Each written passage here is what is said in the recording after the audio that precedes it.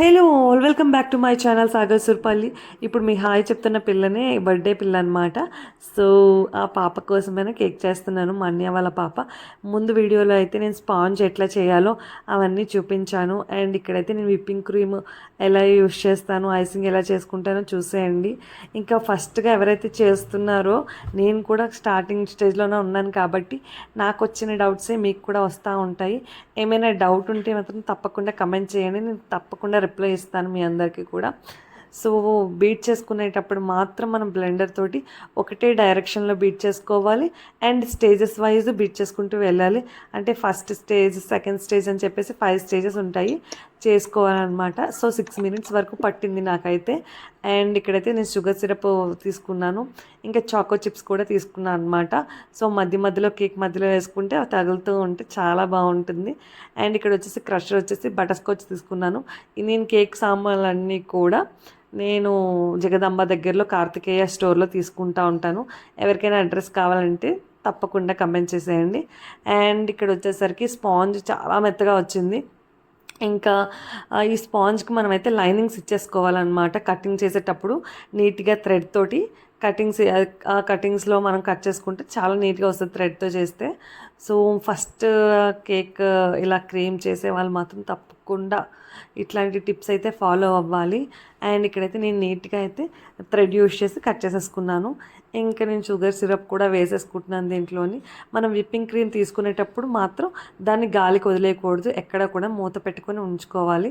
And whipping cream apply చేసుకున్న తర్వాత నేనైతే ఇలా క్రషర్ అండ్ చాకో చిప్స్ కూడా వేసుకుంటున్నాను అనమాట. నెక్స్ట్ లేయర్ వచ్చేసి పై లేయర్ మధ్యలో వేసుకుంటున్నాను, ఎందుకంటే షేప్ అక్కడ కూడా మనకి తేడా రాదనమాట. పై లేయర్ ఎప్పుడు మధ్యలో వేసుకోవాలి. అండ్ సేమ్ ప్రొసీజర్ 3 లేయర్స్ కూడా అదే ఉంటుంది. మొత్తానికి క్రమ్ కోట్ అయితే మనకి నీట్గా రెడీ అయిపోద్ది అనమాట. ఎవరికైనా మాత్రం టిప్స్ కావాలంటే మాత్రం తప్పకుండా అడగండి, నేను ప్రతిదీ కూడా చెప్తాను క్లియర్గా. ఎందుకంటే నేను కూడా కొత్త కాబట్టి నాకు వచ్చిన డౌట్సే మీకు మ్యాక్సిమం వస్తూ ఉంటాయి. సో అన్నీ కూడా క్లియర్ చేస్తాను కేక్ విషయంలో మాత్రం.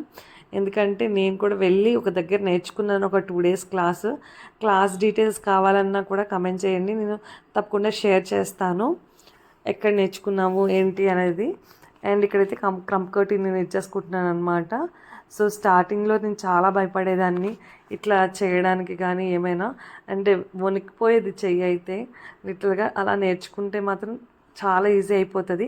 క్రమ్ కోట్ వేసుకున్న తర్వాత మాత్రం ఫ్రిడ్జ్లో ఖచ్చితంగా పెట్టుకోవాలి ఒక 1/2 అవర్ అయినా, అప్పుడు అంతా సెట్ అవుతుంది క్రీమ్ అంతా కూడా. అండ్ నెక్స్ట్ వచ్చేసి మా అన్నయ్య పాపకి పింక్ కలర్ అంటే ఇష్టం కాబట్టి నేను పింక్ కలర్ థీమ్లో చేద్దామని చెప్పేసి డిసైడ్ అయ్యాను. పెద్ద డెకరేషన్ ఏం చేయలేదు స్టార్టింగ్ కాబట్టి, ఏదైనా తేడా వస్తే నేను దాన్ని మళ్ళీ సర్చ్ చేయలేనేమో భయంకి కొంచెం సింపుల్ డిజైన్ అయితే ఎంచుకున్నాను. అండ్ ఇక్కడ వచ్చేసరికి కార్డ్ యూజ్ చేస్తున్నాను కదా, మన ఇంట్లో ఉన్న వాడలేని ఏటీఎం కార్డ్స్ కానీ డెబిట్ కార్డ్స్ కానీ ఉంటే తప్పకుండా మీరు చక్కగా యూజ్ చేసుకోవచ్చు. దాన్ని నీట్గా క్లీన్ చేసి యూజ్ చేసుకోవచ్చు.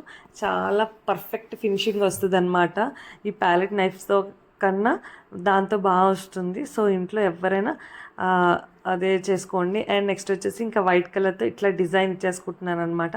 మనకి నోజల్స్ తిప్పడం రావాలి. సో ప్రాక్టీస్ అనేది ఫస్ట్ నోజల్స్తో చేయాలి నీట్గా కూడా. నోజల్స్తో చేస్తే మనకి నచ్చిన డిజైన్స్ మనం ఇచ్చుకుంటూ ఉండొచ్చు. అండ్ ఇక్కడైతే నేను ఇచ్చేసి ఫ్లవర్స్లా ఇచ్చేస్తున్నాను అనమాట. అండ్ ఇక్కడ వచ్చేసరికి మా ఇంట్లో ఉన్న చెర్రీస్తోనే నీట్గా డెకరేషన్ అయితే చేసేసుకున్నాను. ఇంకా సింపుల్గా ఇంకా బాల్స్ అయితే వేసేసుకుంటున్నాను అనమాట, షుగర్ బాల్స్. అండ్ ఫైనల్గా దాని కేక్ అయితే రెడీ అయిపోయింది. అది చాలా హ్యాపీగా ఫీల్ అయిందనమాట నా మేనకోడలు. అండ్ మీకు కూడా తప్పకుండా నా వీడియో నచ్చితే మాత్రం లైక్ చేయండి, షేర్ చేయండి, సబ్స్క్రైబ్ చేసుకోండి, కమెంట్ కూడా చేయండి. ఏమైనా డౌట్లు ఉంటే తప్పకుండా అడగండి, నేను ప్రతిదీ కూడా షేర్ చేసుకుంటాను. ఉంటా మరి, బాయ్ బాయ్.